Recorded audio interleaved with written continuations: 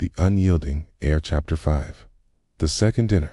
The rain had returned by evening, a steady drum against the high windows of Blackwood Manor. Elena stood before the mirror in her guest suite, smoothing the deep emerald dress she had chosen. Sleeveless, fitted, elegant, but understated. Not armor, not surrender. Just her. She told herself the flutter in her stomach was anticipation of another strategic conversation. Nothing more. At 8 sharp, she descended the grand staircase. Alexander waited at the bottom, one hand in his pocket, the other holding a single crystal tumbler. He wore black to-night shirt, trousers, tailored to accentuate the broad lines of his shoulders and the controlled power in his stance. His eyes tracked her descent with unhurried possession. "You look." He paused, as if choosing the word carefully. "Dangerous." Lena reached the last step. "Good. I'd hate to be underestimated twice in one day." A low sound, almost a laugh, escaped him. He offered his arm. After the briefest hesitation, she took it. The contact was immediate heat through thin fabric. Tonight, dinner was served in the smaller family dining room rather than the grand hall, intimate, paneled in dark wood, lit only by the fireplace and a few low lamps. The table was set for 2, close enough that their knees might brush. No staff appeared after the first course was placed. Alexander had dismissed them for the evening. "Privacy," he said simply, pouring wine the same bold red as before.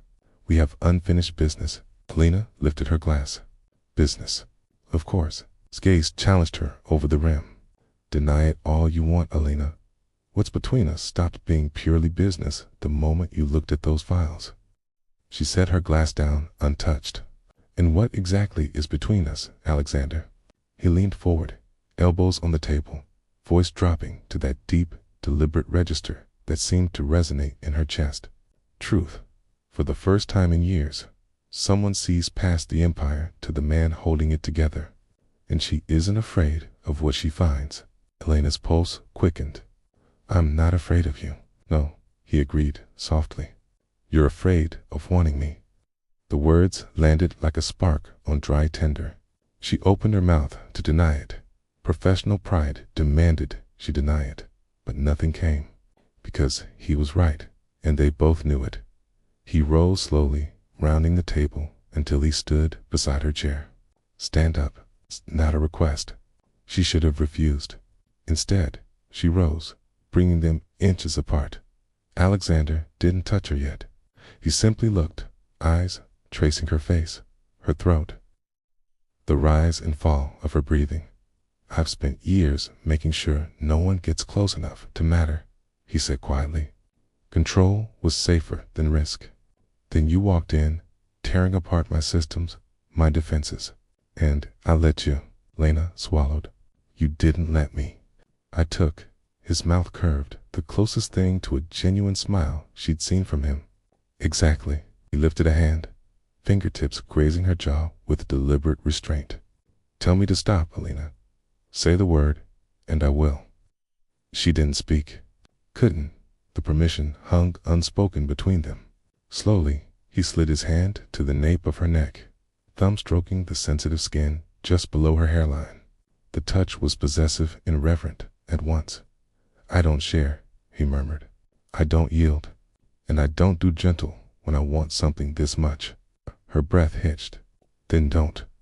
Something fierce flashed in his eyes. He pulled her in, not roughly, but with absolute certainty, and claimed her mouth. The kiss was everything their arguments had been. Intense, challenging, consuming. He tasted of wine and restraint finally breaking. Elena's hands found his chest, gripping the fine fabric of his shirt as she met him stroke for stroke. No submission yet, just fire answering fire. When they broke apart, both breathing hard, his forehead rested against hers. "This changes everything," Key warned, voice rough. "Good," she whispered. "I'm tired of pretending it hasn't already." He exhaled, a sound almost like surrender, and kissed her again, slower this time, deeper. One hand splayed across her lower back, pressing her fully against him. The other threaded into her hair, angling her exactly how he wanted. Minutes or hours later, he pulled back just enough to speak against her lips. Stay tonight. It wasn't a question, but there was a thread of vulnerability beneath the command. Elena searched his face. The proud lines softened in the firelight, the storm in his eyes now directed entirely at her. She nodded once. Alexander's arms tightened around her as he lifted her effortlessly, carrying her from the dining room without another word, up the staircase, down shadowed corridors, to the master wing she had never seen. He set her down inside his bedroom, vast, dark, masculine, and closed the door with deliberate quiet. The click of the lock sounded like a promise died outside. The rain intensified, lashing the windows inside. Walls came down, not all at once, not completely, but enough for the night, enough for hands and mouths and whispered truths in the dark, enough for Elena to feel the full force of his possession and realize she wanted to possess him just as fiercely, enough for Alexander to finally let someone in and discover that surrender, in the right hands, could feel like power.